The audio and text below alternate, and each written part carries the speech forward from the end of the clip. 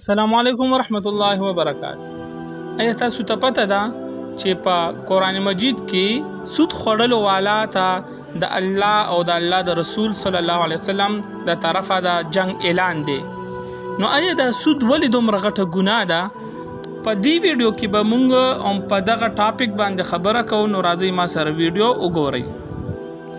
نو د سود باره کې د نبی علیه السلام په شپږ څیزونو کې ذکر فرمایلی دی: سونا، چاندی، غنم، جوار، کجوري، مالګه. او نبی علیه السلام فرمایلی دی چې دا شپږ څیزونه چې کله چاله ورکې نو دا به برابر سرابر ورکې، په دې کې کمې او زیاتې کول دا په سود کې راځي. اوس دې کې علت بیا څه دی؟ نو علت چې دا علت هر یو څیز کې بیا وي نو هغه به هم په سود کې حسابیږي. اوس یو مثال به زه درکم چې دلته د پیسو ذکر نشته، خو به هر حال کتا چاله 1,00,000 روپۍ ورکې او هغه نه ته بیا 1,10,000 علي، نو دا 1,00,000 روپۍ خو د 1,00,000 روپو بدل کې برابر شوي. اوس دا 10,000 اضافي اخیستل دا سود شو. داسې چې هر څیز وي هغه ته والې چانه او بیا ته هغه اضافي علي هغه نه بغیر څه محنته بغیر څه مشقته، نو دا به په سود کې راځي. یعنی د دوانو څیزونو جنس چې یو شان وي او دغه شان د دې وزن یو شان وي، نو دا به بالکل برابر سرابر یو بل سره بدلیږي، په دې کې اضافي یا کمی دا به بیا په سود کې حسابیږي. او د سود څه نور حکمونه دي، نو قرآن مجید کې الله پاک ارشاد دی چې کم خلک په سود اخلي نو داغه مثال هغه چا په شان دی چې دی به پاسی داسې حال کې چې شیطان په خپل تسلط یعنی لاس لګولو سره لیونی کړی وي. دا حالت به د دې ځکه وي چې دی به ویل چې سوداګري خو په شان د سود د حالان کې الله سوداګري روا کړې ده، حلاله کړې ده او سود حرام کړی دی. نو چاته چې خپل رب د طرفه څه نصیحت راغی او دی د سود نه منع شو، نو په ماضی کې چې څه مال ورکړی وو هغه د او معامله د دې سړي په حساب او جزا کې الله تعالی ته سپارلی شوې ده.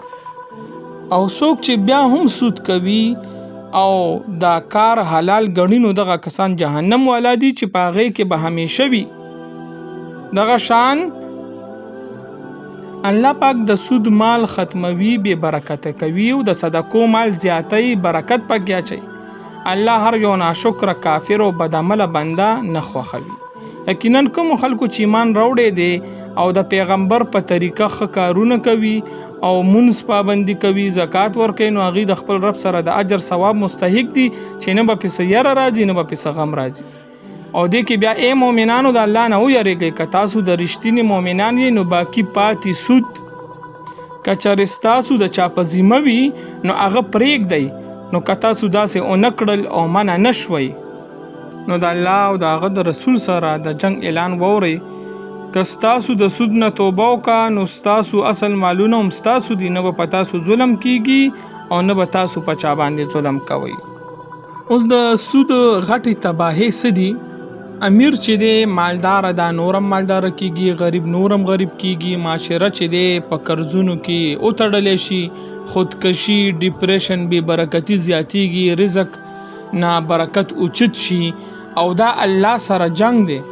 د ټولو غټه تباهکاري هم دا ده، د ټولو غټه تباهي هم دا ده چې الله سره ته جنگ کې لګیایي. اوس د سود شکلونه کم یو دي؟ نو اکثر بینک کې سیوینګ اکاونټ چې کولو شي په هغې باندې کمه منافع ملاویږي، پیسې پرتې وي، پیسې کمیږي نه، او الټا هر کال تعالی بینک چې دی اضافي رقم درکوي، نو دغه سود کې راځي. دې نه علاوه په قسطونو باندې څیز والي اخو سود کې نه راځي، خو به هر حال چې کله تا ته قسط والا وایي چې 5 تاریخ نه لیټ شوې، 6 9 تاریخ شو، نو ته به 1,000 روپۍ جرمانه جمع کړې، نو دغه جرمانه بیا په سود کې حسابیږي، دغه بیا سود کې راځي. یا چې دی قرض والی او په هغې بیا ته سود جمع کې اضافي پیسې پې جمع کې، دغه هم سود کې راځي. دې نه علاوه چې دی اکثر پرایز باند چې کم خلک والی ایښي انعام ورته روزي، دغه هم په سود کې راځي. دې نه علاوه چا نه د پیسې واغېستې، چا نه د څه څیز واغېستو، هغه بیا کمې زیاتې سره هغه نه دوباره غواړي خپلې نیټې نه بعد، نو دغه هم په سود کې راځي. مین وجه همدغه ده چې زموږ ملک ترقي نه کوي. زموږ د ملک ټول معاملات، ټول تجارتونه، ټول چې کوم معاشي معاملات دي دا ټول په سود روان دي. د دې د وجې نه پاکستان ترقي نه کوي، ته لګې زمونږ حکمرانان مسلمانان دي لګیا دي ښه ورته پته ده ښه آیاتونو نه خبر دي ښه د حکمونو نه خبر دي چې سود چې دی الله سره جنګ دی باوجود د دې هغوی چې دی د IMF نه د نور ملکونو نه په سود باندې قرضونه رالي او یو سود ختمولو دپاره بل سود رالي لګیا دی د سود د پاسه سود رالي او دغه ملک لګیا دی په قرضو کې نور هم تاویږي نور هم انخلي نو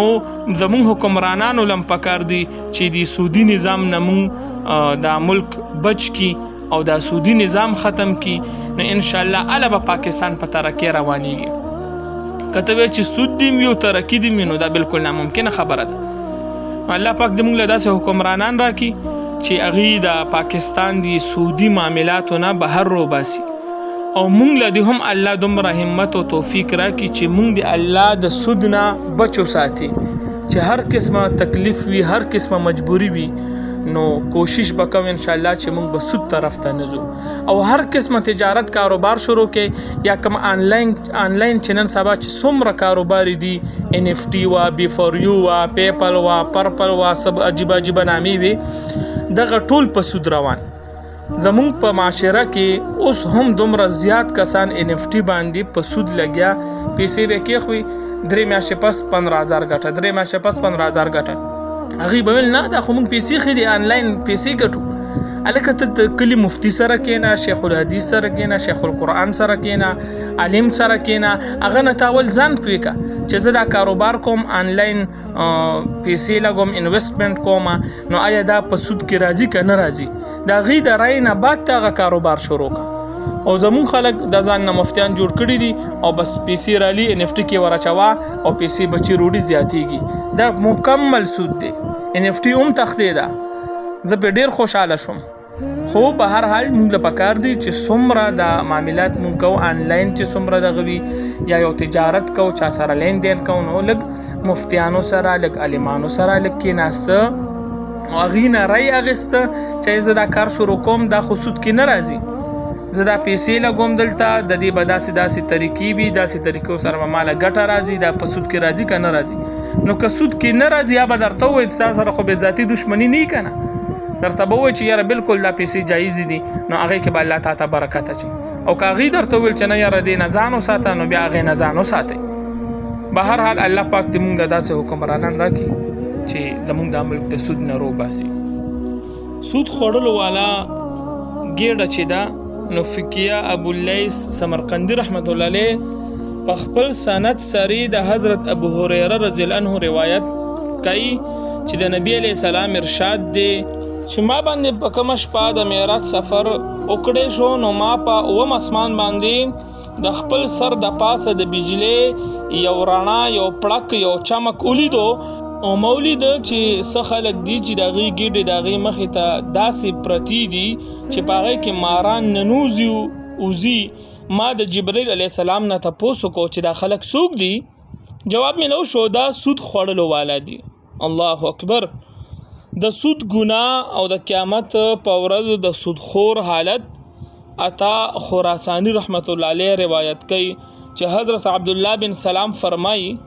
رضی الله عنه چې د سود 2 درجې دي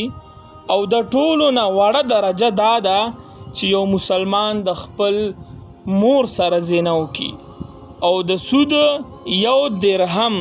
د 10 زناګانو نه زیات بدتر دی دغه شان فرمایي چې الله پاک د قیامت په ورځ هر چې دی خراب سړی به ودرئ ولاړ بی او سودخور به د لیونیانو د پاگلانو پشان ولاړی او لړکیږي به صحیح به ودرېدیم نشي سودخور باندې لعنت کړی شوی دی علی رضی الله عنه نه روایت دی رسول الله صلی الله علیه وسلم د سود خوړلو والا او سود چې څوک خوري او چې څوک پچا خوري په دوانو باندې او د هغوی په ګواهانو باندې د هغوی په لیکونکو باندې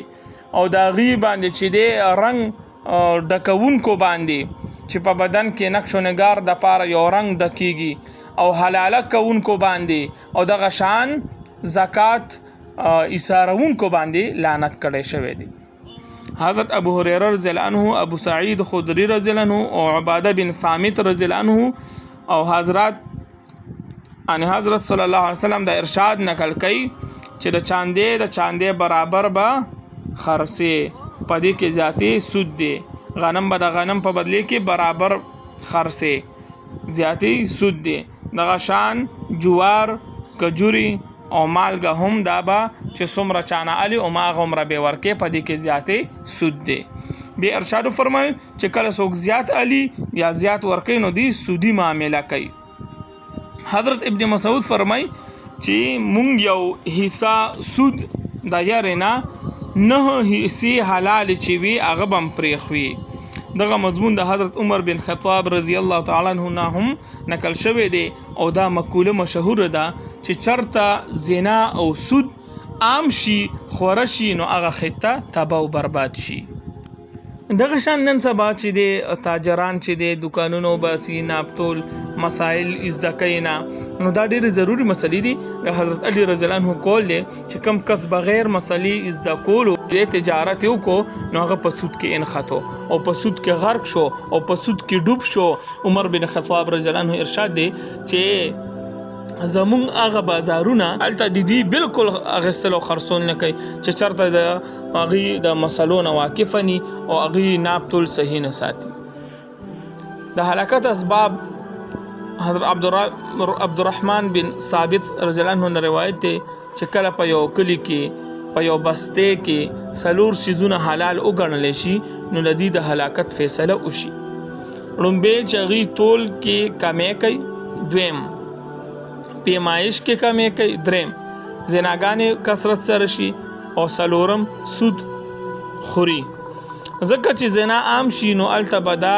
وبا پیلاویږي، په ناپتول کې به کمې کیږي نو د بارانونو نه به محروم شي، سود به خوري نو خپلو کې به یو بل وینې تویي. عبید محاربي رحمت الله علیه فرمای چې علی رضی الله عنه شاته بازار روان وم، هغه بازار ته روانو نو داغه پلاس کې یو دیراوا یو کس یو کتو چې ناپتول کې کمې کولو چې کم کس به مقتلو نو هغه باندې به ووالو او به فرمایل ناپتول پورا کاوه. حضرت ابن عباس رضی الله عنه منقول دي فرمای چې اجمی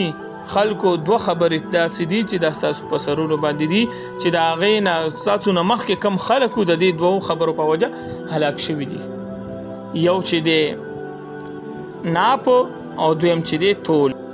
د سود عام کېدل یو حدیث کې دي چې په خلکو باندې بجو زمانه داسې راځي چې یو کسبم د سود نه بچ کیږي. عرض شوی د الله رسوله آیا ټول خلک به سود خوري؟ ارشاد بوشي نه، ټول به نه خوري، خو ټولو ته به د هغه سود اثر آب وررسي، یعنی د دې ګناه څه ناڅه حصه به هغه ته رسي، یا به ګواه جوړیږي یا به لیکونکی جوړیږي یا به راضي وي پې. په هر حال چې هر درجه کې نو په سناسه درجه کې به دته د ګناه ملاویږي. نو سود صرف معاشي جرم نه دی بلکې دا الله سره جنگ دی. د سود نه ځان وساتئ او په حلال رزق باندې یقین وساتئ، په الله باور وساتئ او په کمنټ کې اخر کې مونږ ته ولیکئ چې آیا تاسو د سودي نظام نه نجات غواړئ کنه، چې زمونږ د حکمرانانو ته هم پته ولګي چې عوام هم دومره غیرتی دي چې دی هم دا نجات غواړي. والسلام. Hey there. Subscribe to my channel. And also press this bell icon.